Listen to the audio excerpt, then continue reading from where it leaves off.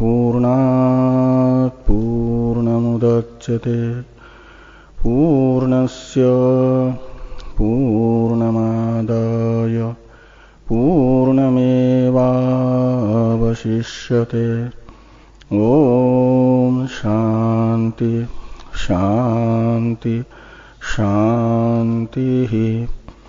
शंकरं शंकराचार्यं केशवं बादरायणं सूत्रभाष्य कृतो वंदे भगवन्तौ पुनः पुनः। ईश्वरो गुरुरात्मेति मूर्तिभेद विभागिने व्योमवद्व्याप्तदेहाय दक्षिणामूर्तये नमः। ओम शांति शांति शांति। ब्रह्म सूत्र के द्वितीय अध्याय के प्रथम पाद के कृष्ण प्रसक्ति अधिकरण का विचार संपूर्ण हुआ था। सर्वपेताधिकरण कृष्ण प्रसक्ति अधिकरण पूरा हुआ है। पहले अधिकरण में ब्रह्म सूत्र का द्वितीय अध्याय पहला पाद 10वां अधिकरण। सर्वपेताधिकरण के संक्षिप्त स्वरूप को बताने वाले अधिकरण सार के 2 श्लोकों का प्रथम उच्चारण किया जा, फिर इनका विचार करते, फिर भाष्य का। ना शरीरस्य मायास्ति यदि वास्ति न विद्यते ये हि मायाविनो लोके ते सर्वेपि शरीरिणः। बाह्य हेतु मृते यद्वन् मायया कार्यकारिता ऋतेऽपि देहं मायैवं ब्रह्मण्यस्तु प्रमाणतः। तो पूर्वाधिकरण में ये बताया गया था माया शक्ति से युक्त ब्रह्म जगत का कारण है, जगत रचयिता है। ब्रह्म में माया संभव हो, सिद्ध हो, तब तो माया से युक्त ब्रह्म जगत का सृष्टा बन सकता है, जो पूर्व अधिकरण का सिद्धांत है। माया युक्त ब्रह्म जगत का कर्ता है। इस सिद्धांत की सिद्धि के लिए आवश्यकता होगी ब्रह्म में माया का सिद्ध होना, इस अर्थ की। तो माया ब्रह्म में है, सिद्ध हो सकती है या नहीं हो सकती है। तो पूर्व पक्षी यहां पर ये बता रहे हैं कि ब्रह्म में माया को स्वीकार करना युक्ति विरुद्ध है। ये पूर्व पक्षी युक्ति को आधार बना करके ब्रह्म में माया की असिद्धि बताएंगे इस अधिकरण में, और सिद्धांती ये बताएंगे कि ब्रह्म में माया संभव है। ये इस अधिकरण का पूर्व पक्ष और सिद्धांत का तात्पर्य है। इस अभिप्राय से यहां पर विषय, संशय और पूर्व पक्ष प्रथम सूत्र में प्रथम श्लोक में बताया जा रहा है।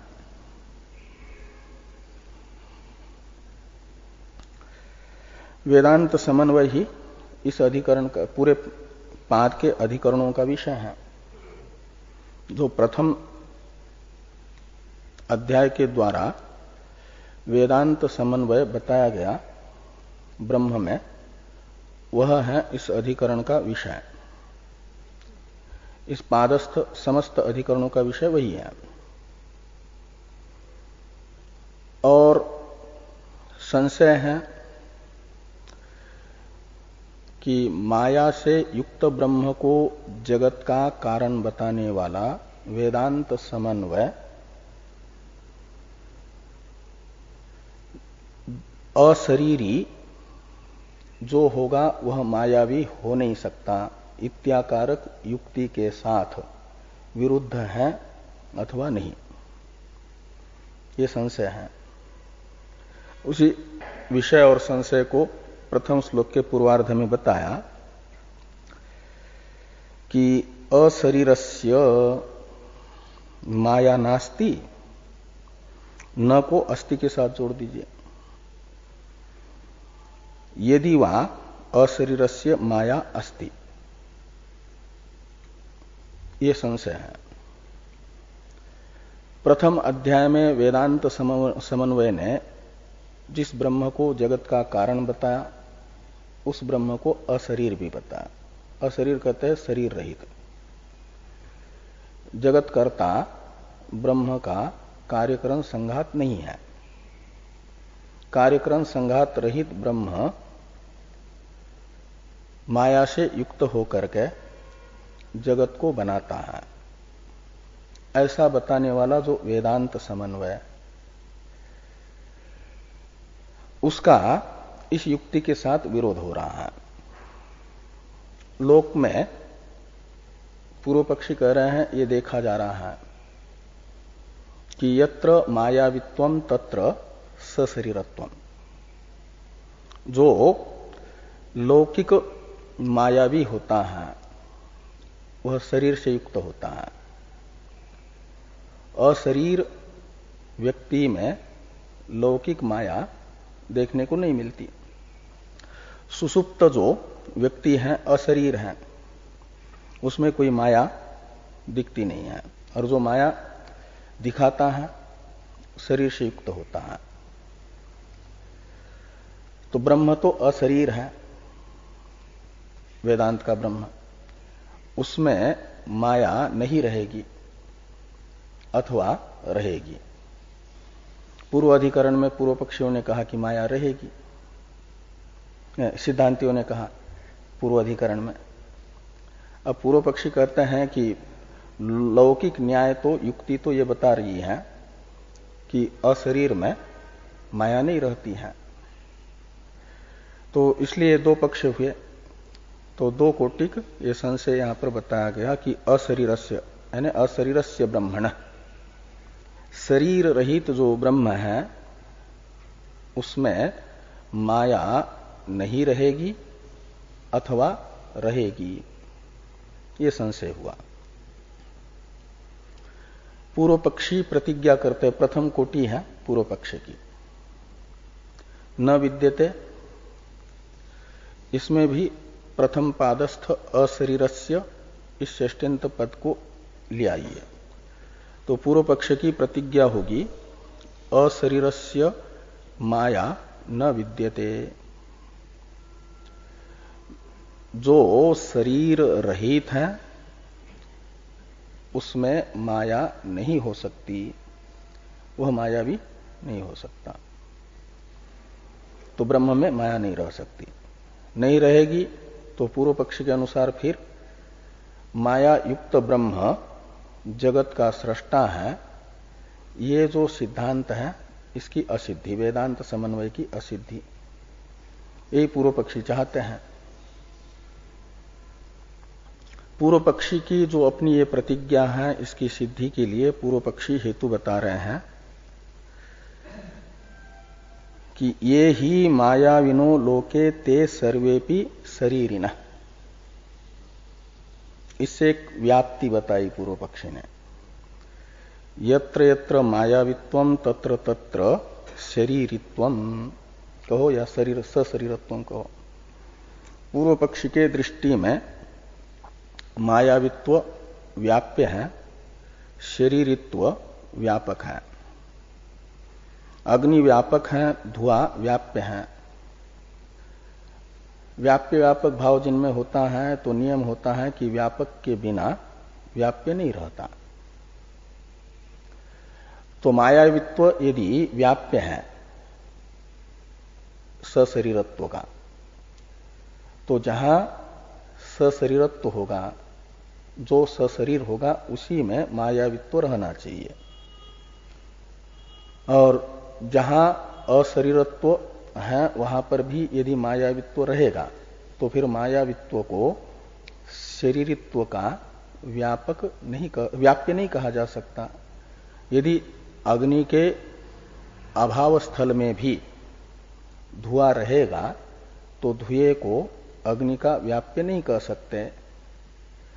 ऐसे मायावित्व यदि अशरीर ब्रह्म में रहेगा तो फिर मायावित्व को सशरीरत्व का व्याप्य नहीं कह सकते। लेकिन ये नियम है, ये व्याप्ति है कि यत्र मायावित्वम तत्र शरीरित्वम, अर्थात जो सशरीर है उसी में माया रहती है। ये लोक में देखा गया। ये पूर्व पक्षी व्याप्ति बता रहे हैं कि ये ही, इसमें ही हेतु अर्थ में है यस्मात् लोके ये शरीरिणः ते मायाविनः दृष्टा, ऐसा जोड़ लगाइए। तो जो शरीरी हैं उन्हीं में माया देखी गई है, और ब्रह्म अशरीर है इसलिए उसमें माया नहीं रहनी चाहिए। ये तो पूर्व पक्ष हुआ। अब सिद्धांत है द्वितीय सूत्र में, द्वितीय श्लोक में, बाह्य हेतुम रीते यद्वन मायया कार्यकारिता रीतेपि देहम मायैवं ब्रह्मण्यस्तु प्रमाणतः। तो ये कहते हैं कि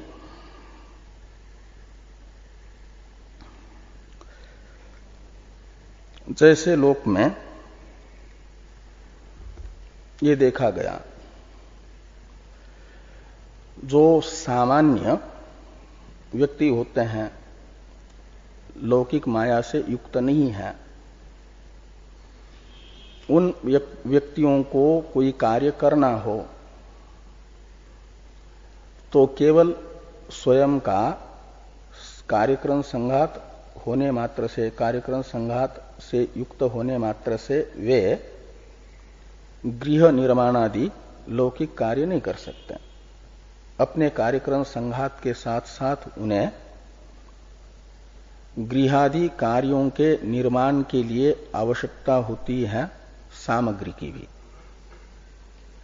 ईंट, रेता, सीमेंट, पत्थर आदि की भी आवश्यकता होती है। इन सब बाह्य सामग्री की अपेक्षा से कार्य करते हुए सामान्य व्यक्ति देखे जाते हैं, और उन्हीं व्यक्तियों में से जो मायावी होता है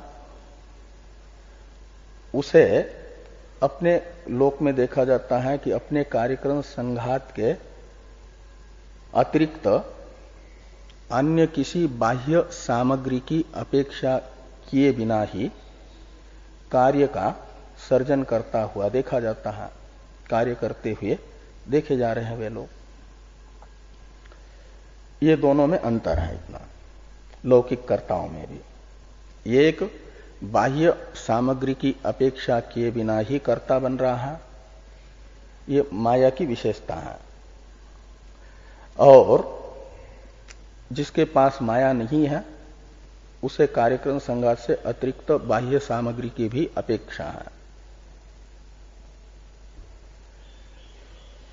तो जैसे लौकिक मायावी में माया बिना बाह्य सामग्री के सृष्टित्व का निमित्त बन रही है, तो सिद्धांति की का कथन है कि ब्रह्म में कार्यक्रम संघात की अपेक्षा के बिना भी,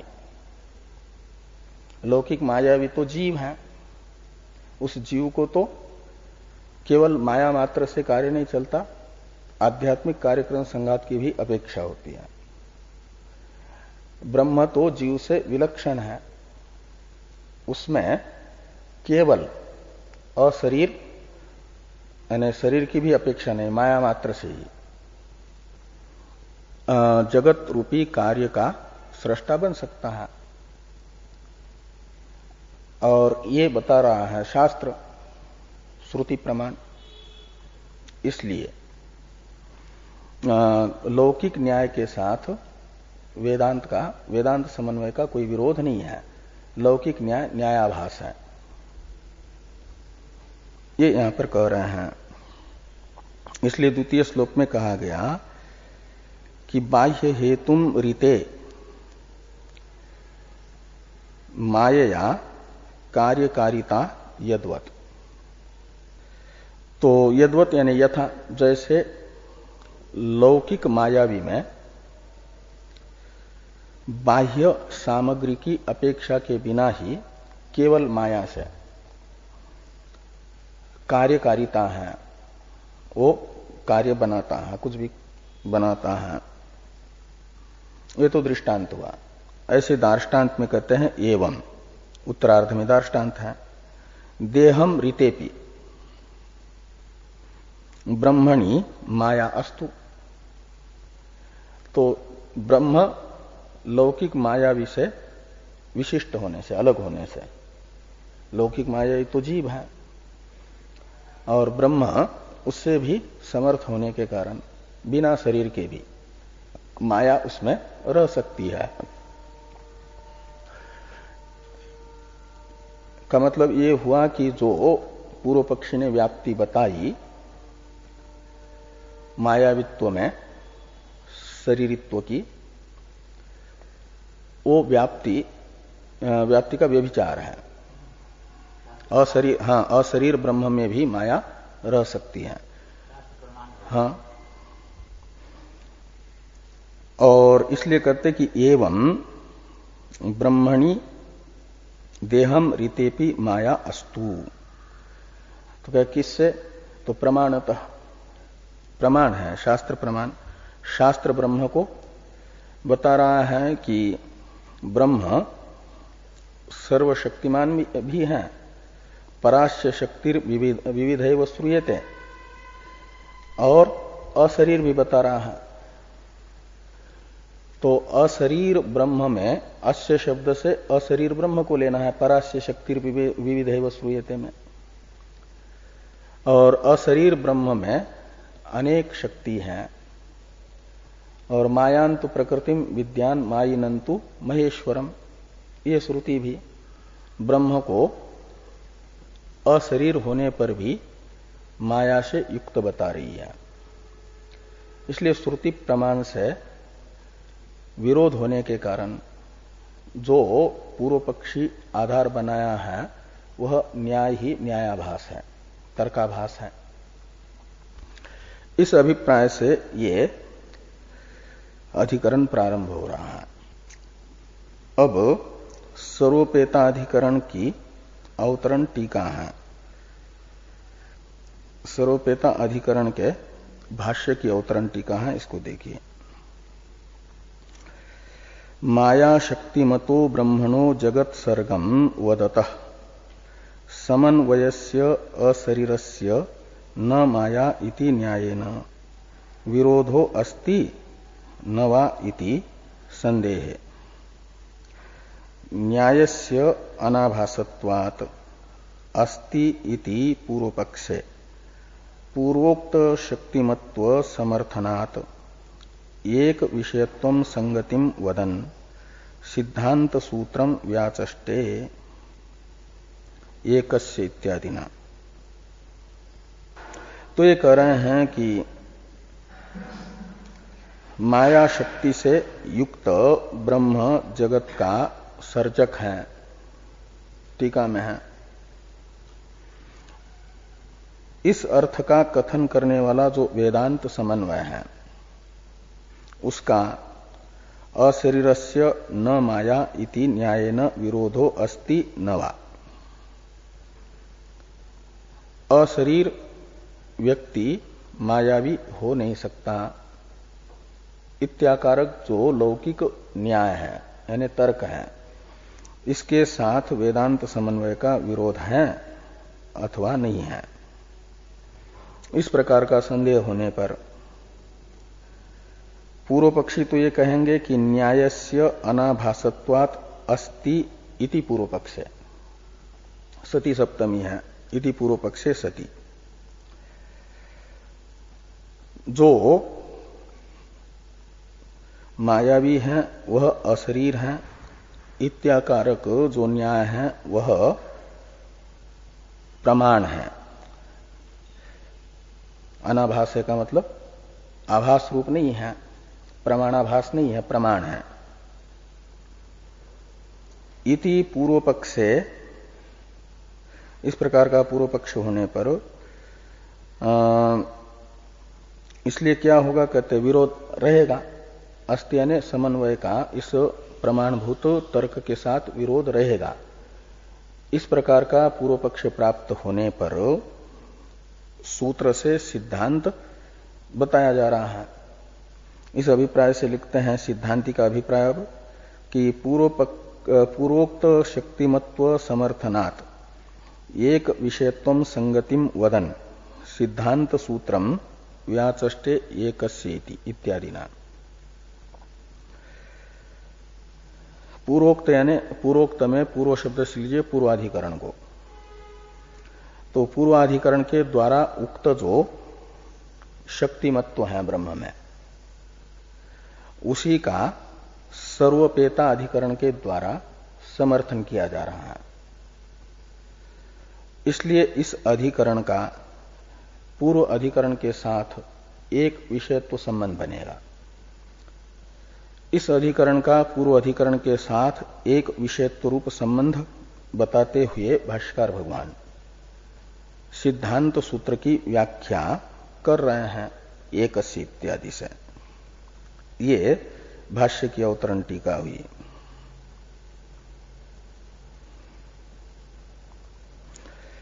तो सूत्र का अवतरण भाष्य है, उसको देखिए।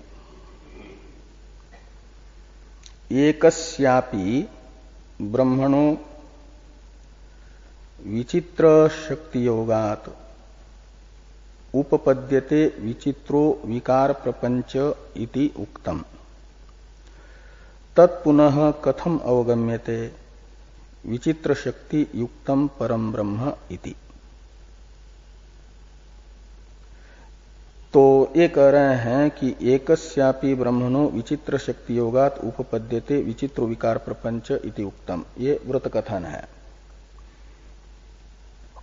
पूर्व अधिकरण में ये बताया गया कि एक ब्रह्म में अनेक शक्तियां हैं, विचित्र विचित्र शक्तियां, पराशय शक्ति विविध श्रूयते इत्यादि श्रुति के अनुसार।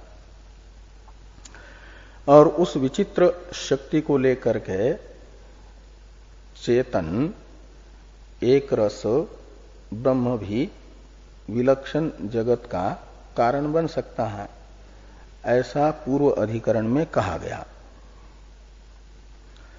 अब विचित्र शक्तिमत्व यदि ब्रह्म में सिद्ध हो जाए तो जगत कारणत्व पूर्व पक्ष को स्वीकार करने में कोई आपत्ति नहीं है। तो पूर्व पक्षी कहते हैं कि शक्तिमत्व ही ब्रह्म में अनुपन्न है, उस पर आक्षेप कर रहे हैं कि तत्पुनः कथम अवगम्यते विचित्र शक्ति युक्तम परम ब्रह्म इति। जिस ब्रह्म को जगत का कारण बताया जा रहा है वह ब्रह्म अनेक विलक्षण विलक्षण शक्तियों से युक्त है, ये आपको किस प्रमाण से अवगत हुआ। कथम अवगम्यते, कथम शब्दाक्षेप अर्थ में है, का मतलब प्रमाण से ब्रह्म में विचित्र शक्तिमत्व सिद्ध नहीं होता, ये पूर्व पक्षी का अभिप्राय है कथम शब्दाक्षेप अर्थ में होने से। इस प्रकार का पूर्व पक्ष का आक्षेप होने पर तद उच्यते इत्यादि से बताया जा रहा है सिद्धांत, उत्तर दिया जा रहा है, आक्षेप का समाधान किया जा रहा है सूत्र से। तो तद उच्यते ये है सूत्र का अवतरण भाष्य। यानी ब्रह्म में विचित्र शक्तिमत्व कैसे है इस बात को बताया जाता है। तद उच्यते का अर्थ है सूत्र का उच्चारण किया जाए। सर्वोपेता च तद्दर्शनात्, सर्वोपेता च तद्दर्शनात्,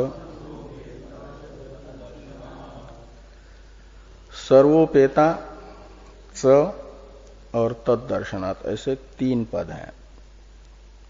सर्वोपेता प्रथमांत है, च अव्यय है, तद्दर्शनात् पंचमेंत है।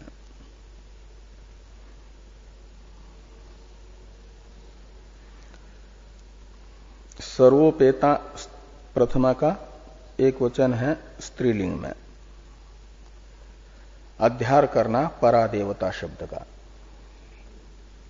क्योंकि छांदोग्य उपनिषद के 6वें अध्याय में ब्रह्म को परादेवता इस शब्द से कहा गया है।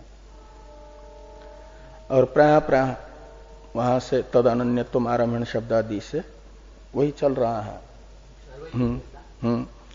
इसलिए वहां परादेवता पद का अध्यार कर दीजिए। जगत के कारण के रूप से छांदोग्य उपनिषद में बताई गई जो परादेवता है वह परादेवता इस पद का अध्यार कर दीजिए। और वो देवता शब्द स्त्रीलिंग होने से यहां सूत्र में भी सर्वोपेता स्त्रीलिंग शब्द प्रयोग है, विशेषण है ना। सर्वोपेता में उपेत शब्द का अर्थ होता है युक्त, और सर्व शब्द से लीजिए सभी शक्ति।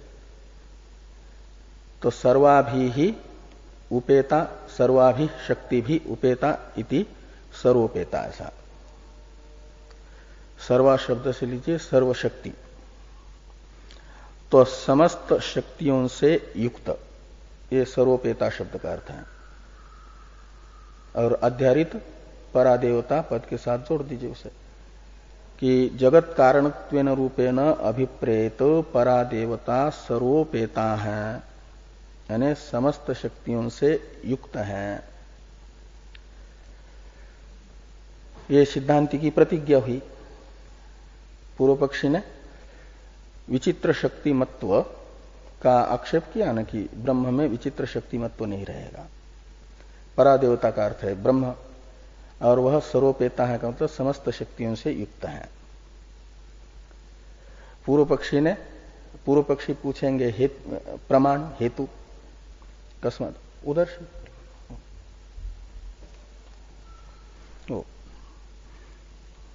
तो परादेवता समस्त शक्तियों से युक्त है, इस अर्थ का ज्ञापक प्रमाण कौन है? ये अवांतर प्रश्न पूर्व पक्ष का रहेगा।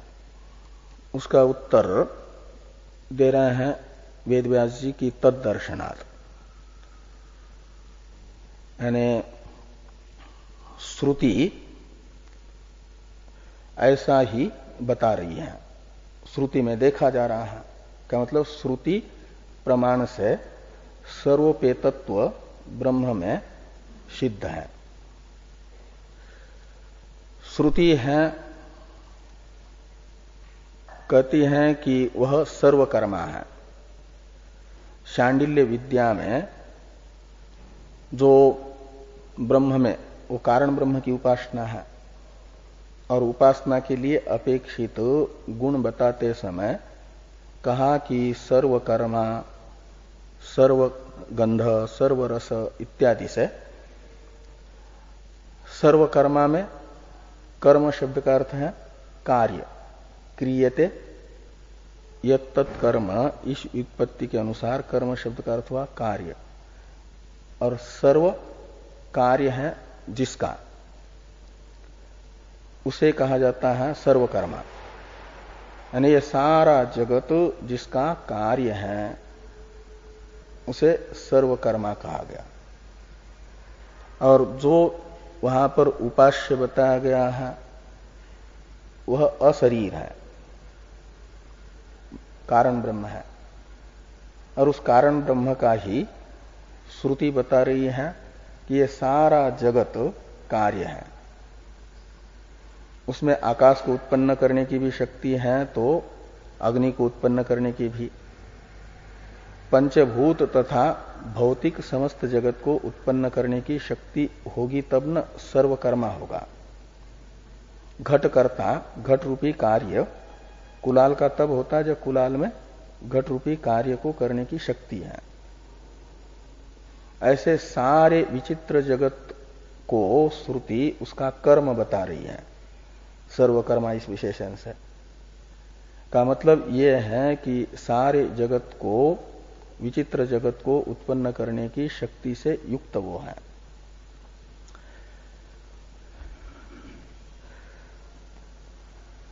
तो सर्वकर्मा इत्यादि श्रुतियों में ऐसा देखा जा रहा है, यानी श्रुति प्रमाण से सर्वपेतत्व परादेवता में सिद्ध है। ये वेद व्यास जी ने तद्दर्शनात् इस पद से बताया। अब इस सूत्र की व्याख्या कर रहे हैं भाष्य में भाष्यकार भगवान। इसको देखिए, सर्वोपेता च तद्दर्शनात् सर्वशक्ति युक्ता च परादेवता इति अभ्युपगंतव्यम।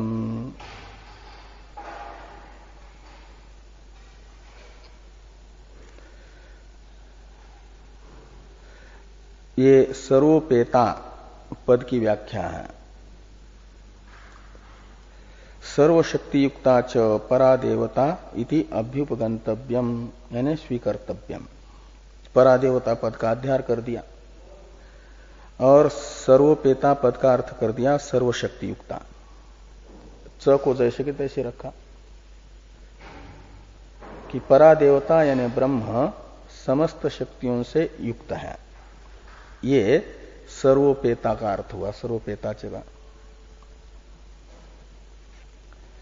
अब पूर्व पक्षी एक अवान्तर प्रश्न कर रहे हैं, क्योंकि यदि ब्रह्म को समस्त शक्तियों से युक्त मानेंगे तो पूर्व पक्ष की प्रतिज्ञा ही समाप्त हो जाएगी ना। इसलिए अपनी प्रतिज्ञा को बनाए रखने के लिए सिद्धांति को पूर्व पक्षी कहते हैं कि ब्रह्म को आप सर्वशक्ति युक्त है करके कह रहे हो, तो इसका ज्ञापक प्रमाण कौन है? कुतः यानी कस्मात् प्रमाणात्, किस प्रमाण से ब्रह्म में सर्वोपेतत्व है? सिद्धांतियों ने वो प्रमाण बताया तद्दर्शनात् से। तद्दर्शनात् पद की व्याख्या कर रहे हैं भाष्यकार भगवान। तथा ही दर्शयति श्रुति ही। दर्शयति का करता है श्रुति, यानी श्रुति बताती है परादेवता को सर्वशक्ति से युक्त। कैसे? तो कहते सर्वशक्ति योगम परस्या देवताया श्रुति दर्शयति। ऐसा पर देवता शब्दित ब्रह्म में समस्त शक्तियों का संबंध श्रुति बता रही है। कौन सी श्रुति है? तो कहते यही छांदोग्य की ही। सर्वकर्मा सर्वकामः सर्वगंधः सर्वरसः सर्वम इदम अभ्यातो अवाकी अनादर। सत्यकामः सत्यसंकल्प यह सर्वज्ञ सर्ववित् एतस्य वा अक्षरस्य प्रशासने गार्गी सूर्याचंद्रमसो विधृतो तिष्ठत इत्येवं जातीय का। ये श्रुति का विशेषण। इत्येवं जातीय का श्रुति परस्या देवताया सर्वशक्ति योगम दर्शयति, ऐसा अन्वय करिए।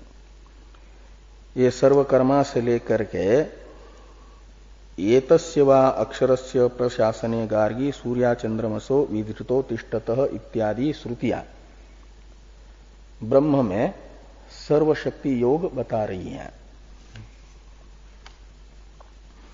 सर्वकर्मा सर्वकाम सर्वगंध, इस श्रुति ने सर्वकर्मा इस विशेषण के द्वारा बताया कि समस्त जगत इसका कर्म है का मतलब समस्त जगत को बनाने की शक्ति ब्रह्म में है। टीकाकार इस श्रुतिस्थ अभ्यात पद का अर्थ बताने से पहले इस अधिकरण के पूर्व पक्ष तथा सिद्धांत में जो फल भेद है उसका कथन कर रहे हैं। पूर्वोत्तर पक्षयोर विरोध अविरोधौ फलम इति उक्तम एव आपाद समाप्तेः अवगंतव्यम। तो पूर्वोत्तर पक्ष यानी इस अधिकरण के पूर्व पक्ष तथा सिद्धांत में फल होगा। पूर्व पक्ष का तो फल होगा कि वेदांत समन्वय का लौकिक न्याय के साथ विरोध, और सिद्धांत में फल होगा कि वेदांत समन्वय का लौकिक न्याय के साथ अविरोध। और ऐसा ही और भी जो अधिकरण है सब अधिकरण में फल रहेगा। अब श्रुतिस्थ अभ्यात पद का अर्थ कर दिया कि अभितः व्याप्त अभ्यात। अभ्यात शब्द का अर्थ है सर्वत्र व्याप्त। ये जो सर्वकर्मा ब्रह्म है, जगत का कारणभूत जो ब्रह्म है वह अभ्यात्त है यानी सर्वत्र व्याप्त है। अवाकी पद का अर्थ कर रहे हैं कि वाग इंद्रिय रहित। अवाकी यानी वाग इंद्रिय शून्य। और श्रुतिस्थ अनादर पद का अर्थ कर दिया निष्काम। अनादर में आदर शब्द का अर्थ है आग्रह, किसी पदार्थ विशेष का आग्रह यानी दृढ़ इच्छा।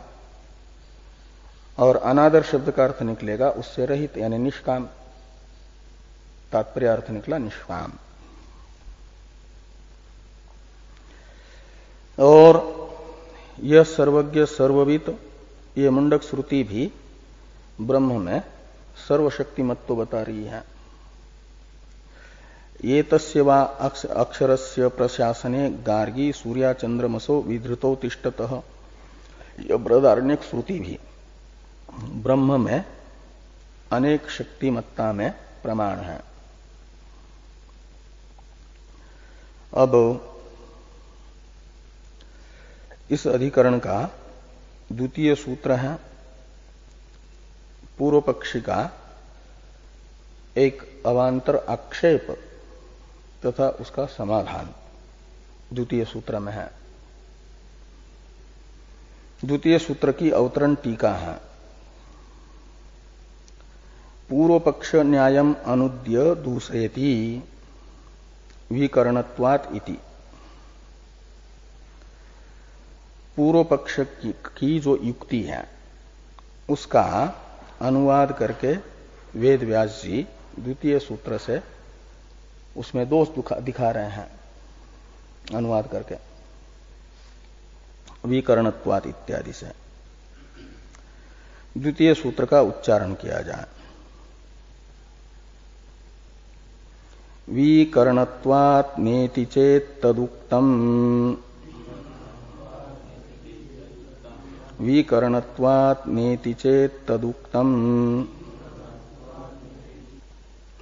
विकरणत्वात् न इति चेत तदुक्तम। ऐसे 5 पद है इसमें। पूर्व पक्षी का कथन है कि जो माया से युक्त है, इतना मात्र आपने अभी ब्रह्म माया से युक्त है, शक्ति से युक्त है, इतना तो बता दिया शास्त्र प्रमाण से। अब पूर्व पक्षी का कथन ये है अवांतराक्षेप में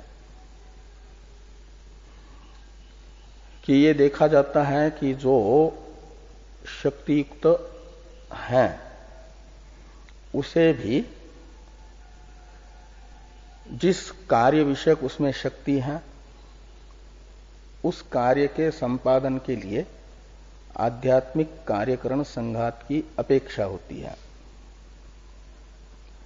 करण की अपेक्षा से ही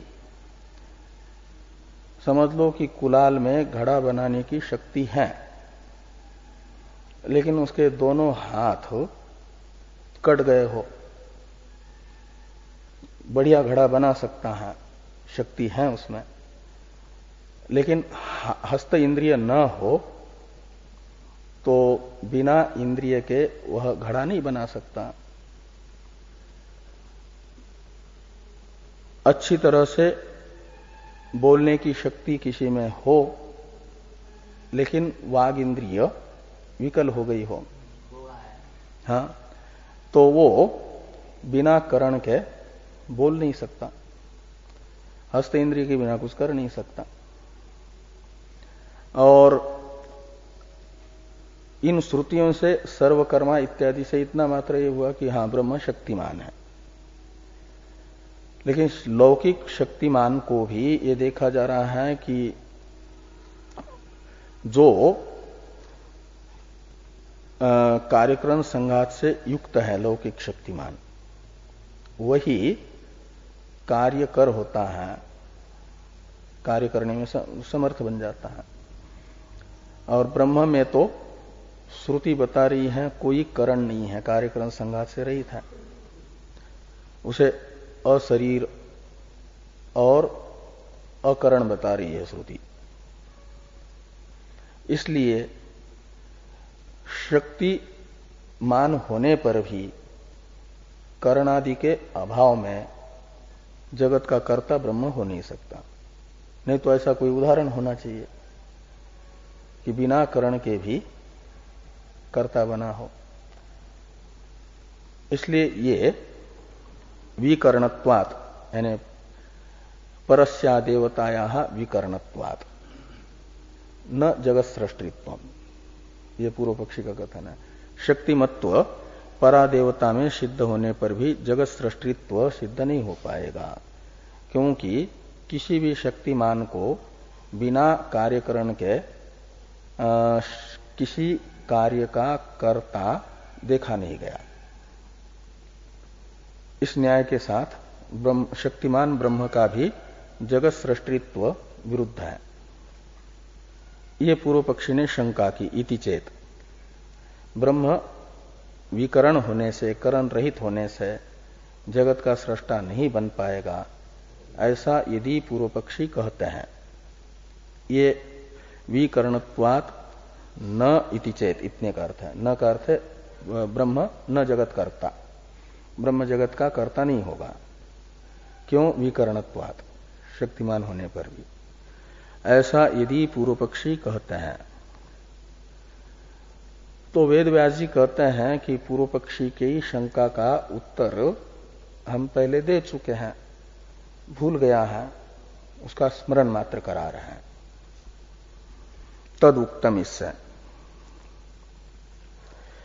तो तद उक्तम का अर्थ है कि पूर्व पक्षी के इस आक्षेप का जो उत्तर देना चाहिए वह उत्तर हम दे चुके हैं। देवादि वद अपि लोके, एक सूत्र पहले गया है, उस सूत्र में ये उत्तर दे चुके हैं। और श्रुति स्वयं भी कह रही है, श्रुति निर्दोष प्रमाण है, वो ब्रह्म को कार्यक्रम संघात से रहित भी बता रही है और जगत का सृष्टा भी बता रही है। अपानिपादो, इस पद ने बताया कि वह हाथ पैरों से रहित है, और साथ ही कहती है कि जवनो ग्रहिता, पाद इंद्रिय जिसके लिए होती है जीव के पास, बिना पैर के जीव कहीं आ जा नहीं सकता। ब्रह्म जीव को जाने आने के लिए पाद इंद्रिय की आवश्यकता होती है, उस पाद इंद्रिय के बिना ही जवन है, का मतलब खूब दौड़ता है। जुगतो धातु से जवन बना है, कर्ता अर्थ में प्रत्यय होकर के, तो गमन क्रिया करता है, गतिमान है। और अपाणी होता हुआ भी ग्रहिता है, लेन देन करने के लिए हाथ की जरूरत होती है जीव को। ब्रह्म वो जीव हस्त इंद्रिय की सहायता से जो कार्य करता है वह बिना हाथ इंद्रिय के ही ब्रह्म करता है। अपाणी लेकिन ग्रहीता है। पश्यत्य चक्षु, देखने के लिए जीव को नेत्र इंद्रिय की जरूरत है, लेकिन श्रुति कह रही है कि वो अचक्षु है, बिना चक्षु के ही देखता है। पश्यत्य चक्षु। सुनने के लिए श्रोत्र इंद्रिय की जरूरत जीव को होती है, ब्रह्म को सुनने के लिए श्रोत्र इंद्रिय की कोई जरूरत नहीं है।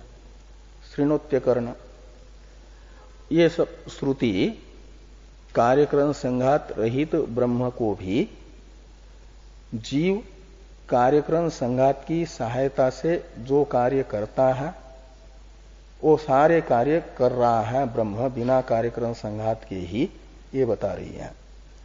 इसलिए कार्यकरण संघात के बिना ही केवल माया शक्ति से जगत का सृष्टा ब्रह्म बन सकता है। ये तद उक्तम, इससे वेद व्यास जी ने बताया। तद उक्तम इतना समाधान अंश है सूत्र का, और चेत तक आक्षेप अंश है, पूर्व पक्ष का अंश है। भाष्य है, इसको देखिए।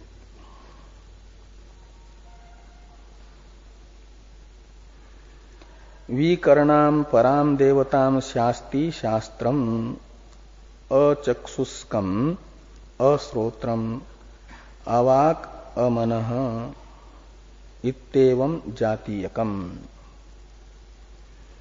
कथम सा सर्वशक्ति युक्तापि सती कार्याय प्रभवेत।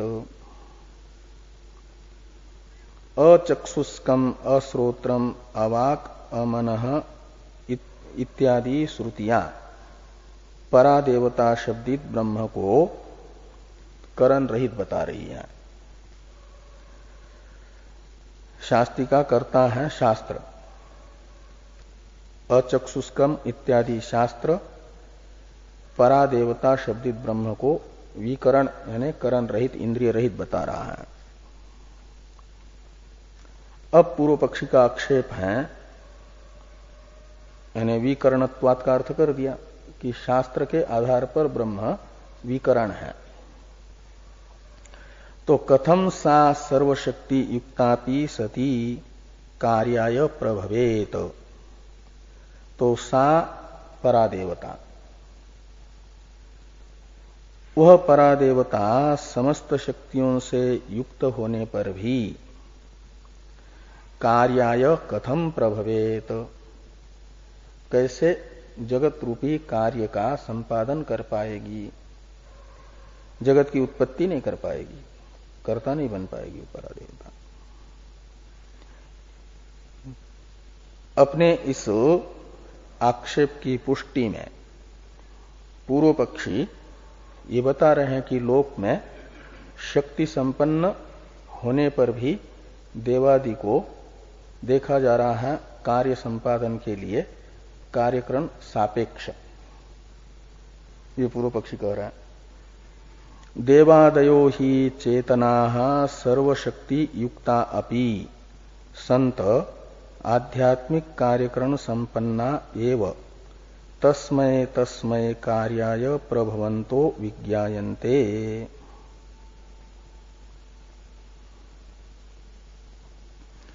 तो देवादय देवादि चेतना, वो चेतन है और समस्त शक्तियों से युक्त भी है, तो भी तत्त कार्य का संपादन करने के लिए उनको आध्यात्मिक कार्यक्रम संघात की अपेक्षा है। यानी बिना शरीर इंद्रिय के सर्वशक्ति संपन्न देवादि में भी किसी कार्य का संपादन कर्तृत्व नहीं देखा गया। तो कहते हैं कथंच नेति नेति इति प्रतिषिद्ध सर्व विशेषायाः देवतायाः सर्वशक्ति योगः संभवेत इति चेत। अब ये पूर्व पक्षी आक्षेप कर रहे हैं। तो जैसे समस्त शक्तियों से युक्त होने पर भी देवादि कार्य संपादन के लिए शरीर इंद्रिय सापेक्ष है, उनका शरीर इंद्रिय होती है तभी वे कार्य करती है, नहीं तो नहीं। अब आगे कहते हैं कि कथं च नेति नेति इति प्रतिषिद्ध सर्व विशेषाया देवताया सर्वशक्ति योग संभवेत इति चेत। तो प्रतिषिद्ध जो सर्व विशेष है, नेति नेति इत्यादि श्रुतियां बता रही हैं कि परा देवता में कोई भी विशेषता नहीं है, सारे विशेषता से रहित है, ब्रह्म निर्विशेष है। और उस निर्विशेष ब्रह्म में सर्वशक्ति योग कथम संभवेत, कैसे रहेगा? यद अत्र, तो इति चेत, यहां तक तो पूर्व पक्ष हुआ। अब पूर्व पक्ष का अभिप्राय थोड़ा टीकाकार बताते हैं, इसको देखिए। देवादि चेतनानाम शक्तानाम अपि देहाभिमाने सत्येव कर्तृत्वं दृष्टम तद अभावे सुसुप्ते तन्न दृष्टम अतो ब्रह्मणः शक्तत्वेपि अदेहत्वात् न कर्तृत्वम। तो ये कह रहे हैं कि देवादि चेतनानाम शक्तानाम अपि देहाभिमाने सत्येव कर्तृत्वम दृष्टम। तो जो देवादि हैं चेतन, वे समर्थ होने पर भी जब देह से युक्त होते हैं, सशरीर होते हैं, हाँ, और ये जो हैं सबके सब क्या करते हैं कि देह में अभिमान से युक्त होते हैं, सशरीर होते हैं, तभी उनमें तत्त कार्य का कर्तृत्व देखा जाता है, सृष्टित्व देखा जाता है। और तद अभाव यानी देहाभिमाने, देहाभिमान अभावे, देह का अभिमान न होने पर सुसुप्ते तन्न दृष्टम, और सुसुप्ति अवस्था में शरीर में आत्माभिमान नहीं रहता है, तो कोई कर्तृत्व भी नहीं रहता। अतो ब्रह्मणः शक्तत्वेपि अदेहत्वात् न कर्तृत्वम। मान लिया जाए कि ब्रह्म में, अशरीर ब्रह्म में शक्ति है, इसलिए शक्तत्वेपि, लेकिन देह न होने से बिना शरीर के जगत सृष्टित्व ब्रह्म में नहीं बन पाएगा। ये पूर्व पक्षी का अभिप्राय है कि नापि अदेहस्य शक्ति संभवती इति शंकार्थ। और दूसरी बात ये कह रहे हैं कि जो बिना शरीर के कोई कार्य हो ही नहीं सकता है, तो इसका अर्थ ये निकला कार्य करने के लिए तो शक्ति मानी जाती है, और बिना शरीर के कोई कार्य करता हुआ देखा नहीं जा रहा है का अर्थ निकला, जो मूल में पूर्व पक्षी कहना चाहते थे कि ब्रह्म, अशरीर ब्रह्म में शक्ति सिद्ध नहीं होगी। और जो शक्तिमान देवता है उनमें सशरीर होने पर ही कार्य करता हुआ कार्य कर्तृत्व देखा जा रहा है, अशरीर होने पर नहीं देखा जा रहा है का अर्थ है कि जो अशरीर होगा उसमें शक्ति रहेगी ही नहीं। ये पूर्व पक्षी का अभिप्राय। और ब्रह्म तो अशरीर होने से उसमें शक्ति सिद्ध नहीं होगी, इसलिए उन जो ब्रह्म में शक्तिमत्ता बताने वाली श्रुतियां सर्वकर्मा इत्यादि, वो अन्य अभिप्रायक है। ये पूर्व पक्षी का अभिप्राय निकलेगा।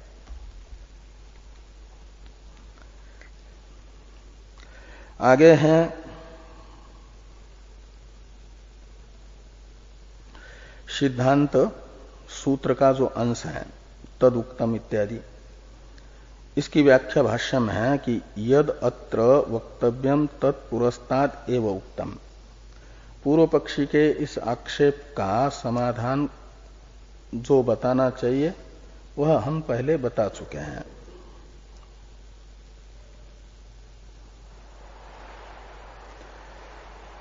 थोड़ी टीका है, इसको देखिए। विकरणस्य जीवस्य कर्तृत्वा संभवेपि ईश्वरस्य संभवति इति देवादिवदपि लोके इत्यत्र उक्तम।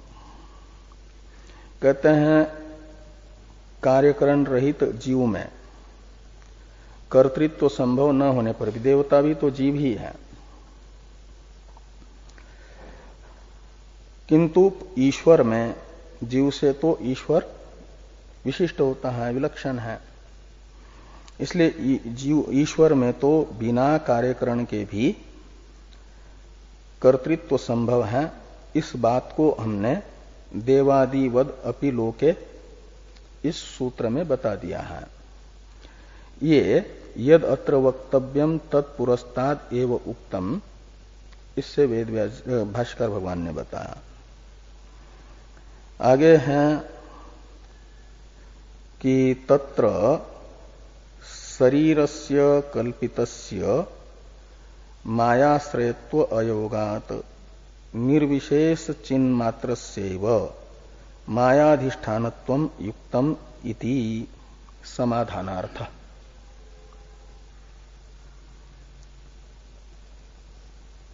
तो जो समाधान भाष्य है उसका अर्थ यह है, अभिप्राय, कि शरीरस्य कल्पितस्य मायाश्रयत्व अयोगात। इस टीका को देखते हैं हम लोग, पहले भाष्य पढ़ते हैं, उसके बाद श्रुति अवगाह्यम इत्यादि भाष्य को देखिए। श्रुति अवगाह्यम एव इदम अति गंभीरम ब्रह्म न तर्कावगाह्यम। ये जो दुर्विज्ञेय ब्रह्म है ये तर्क का विषय नहीं है, अपितु श्रुति अवगाह्य है। का मतलब श्रुति प्रमाण का विषय है, वेदैक गोचर है, केवल श्रुति निरपेक्ष तर्क गम्य नहीं है। तर्क, श्रुति अनुकूल तर्क भले ही सहायक बने, किंतु स्वतंत्र प्रमाण यदि दुर्विज्ञेय ब्रह्म में कोई है तो श्रुति है। इसलिए कहते हैं कि श्रुति अवगाह्यम एव इदम अति गंभीरम ब्रह्म न तर्कावगाह्यम।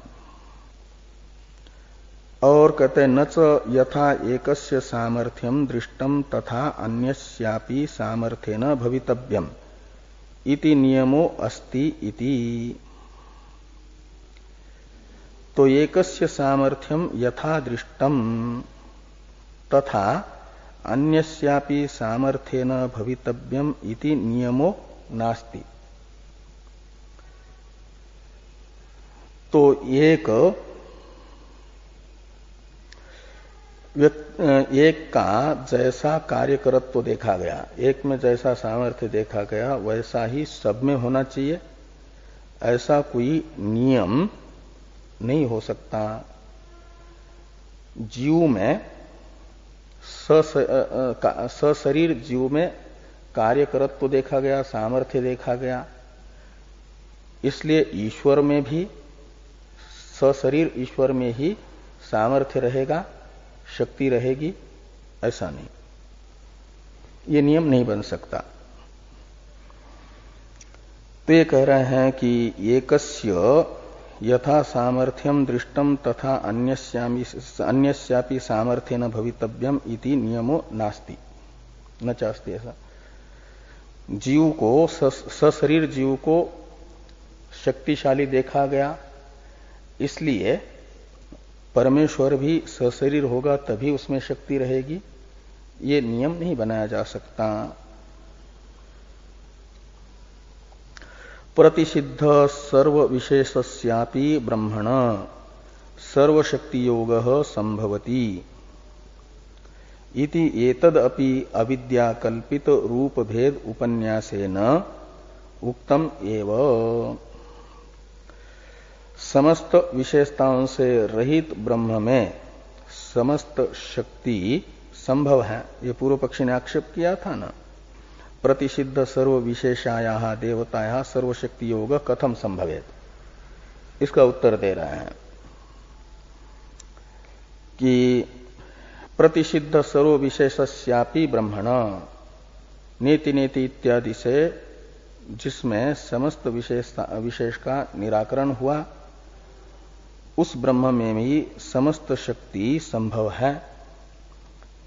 इसे भी हमने पहले बता दिया है। तो कहते हैं अविद्या कल्पित रूप भेद उपन्यासेन, अविद्या से ब्रह्म के दो रूप हैं और उस अविद्या कल्पित जो रूप भेद है और यानी रूप विशेष है, रूप भेद का अर्थ रूप विशेष है, हाँ, तो सगुण जो ब्रह्म है उसमें ये सर्वशक्ति योग संभव है, ऐसा हम पहले बता चुके हैं।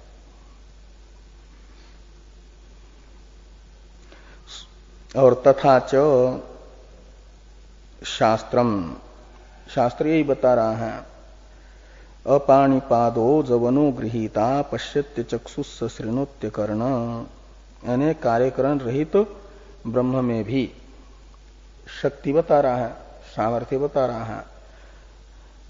इति अकर्णस्यापि ब्रह्मण सर्व सामर्थ्य योगम दर्शयति, ये शास्त्र कार्यकरण रहित ब्रह्म में भी सर्वशक्ति बता रहा है। अब ये वाक्य देखिए एक टीका का कि तत्र शरीरस्य कल्पितस्य माया आश्रयत्व अयोगात् निर्विशेष चिन्मात्रस्यैव मायाधिष्ठानत्वं युक्तम् इति समाधानार्थ। पूर्व पक्षी कह रहे हैं कि जो सशरीर होगा उसमें माया रहेगी, तो सशरीर में भी यदि हम ये करते हैं तो शरीर रूपी जो उपाधि अंश है उसको माया का आश्रय मानेंगे या चेतन को माया का अंश मानेंगे। तो शरीर तो कल्पित होने से अधिष्ठान बन नहीं पाएगा माया का। जो कार्यक्रम संघात है वह कार्यात्मक होने के कारण, विकार होने के कारण वाचारंभन है। वाचारंभणम विकारो नामधेयम, श्रुति कहती है कि जो भी विकार है वह वाचारंभण है, कल्पित है। तो शरीर कल्पित होने के कारण उसमें माया शक्ति नहीं रहेगी। तो माया का अधिष्ठान कौन होगा फिर? तो बचा चेतन जो ब्रह्म है वही, तो इसलिए चिन्ह मात्र ही माया का अधिष्ठान है, उसी में माया अध्यस्त है। और फिर उस अध्यस्त माया को लेकर के आकाश आदि का अध्यारोप होता है और उस अध्यारोपित जगत का सृष्टा बन जाता है अपने में अध्यस्त माया को लेकर के ब्रह्म। ये बात यहां पर बताई गई कि शरीरस्य कल्पितस्य माया आश्रयत्व अयोगात् निर्विशेष चिन्ह मात्रस्यैव मायाधिष्ठानत्वं युक्तम। जो निर्विशेष चेतन ब्रह्म है उसी में मायाधिष्ठानत्व संभव है।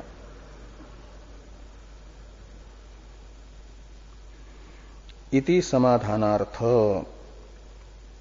ये समाधान जो भाष्य था उसका अभिप्राय है।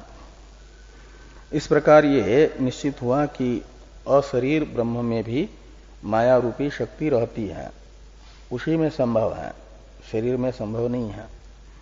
और उस माया शक्ति से युक्त ब्रह्म में जगत सृष्टित्व है, ये पूर्व अधिकरण में कहा ही गया था। अब प्रयोजनवत्वाधिकरण है, इस पर चर्चा हम लोग कल करेंगे।